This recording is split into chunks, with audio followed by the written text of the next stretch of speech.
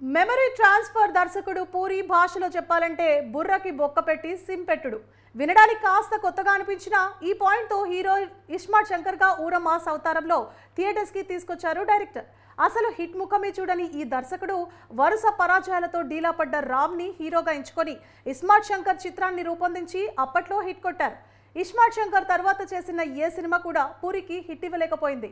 మధ్యలో లైగర్ అనే ఒక పాన్ ఇండియా మూవీ టేకప్ చేసిన ఆ సినిమా కూడా ఘోరంగా ఫ్లాప్ అయింది. ఇక పూరికి ఇంకా ఎవరు సినిమాలు ఇవ్వరు అనుకున్న తరుణంలో మళ్ళీ రామ్ పోతినేని పిలిచి సినిమా ఇచ్చాడు. ఆ సినిమానే డబుల్ ఇస్మార్ట్.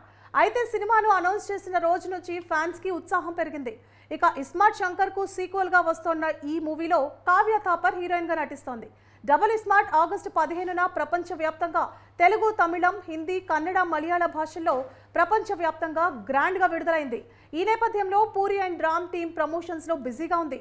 విడుదల తేదీ దగ్గర పడింది. ఇక ఆసక్తికర అప్డేట్ ఒకటి షేర్ చేశారు మేకర్స్. ఈ చిత్రాన్ని తమిళనాడులో పాపులర్ ఫిలిం డిస్ట్రిబ్యూషన్ కంపెనీ శక్తి ఫిలిం ఫ్యాక్టరీ విడుదల చేస్తోంది. ఈ విషయాన్ని మేకర్స్ అధికారికంగా ప్రకటించారు. లైగర్ లాంటి భారీ డిజాస్టర్ తర్వాత బ్లాక్ బస్టర్ ఇస్మార్ట్ శంకర్కి సీక్వెల్గా వస్తున్న ప్రాజెక్ట్ బాక్సాఫీస్ వద్ద ఎలాంటి ట్రెండ్ క్రియేట్ చేస్తుందనేది సర్వత్రా ఉత్కంఠ నెలకొంది.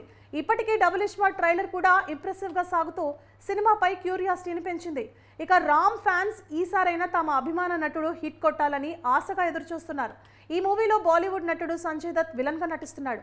పూరి కాన్సెప్ట్ బ్యానర్ తెరకెక్కిస్తున్న ఈ మూవీ ఆడియో హక్కులను popular music label Aditya music సొంతం చేసుకుంది.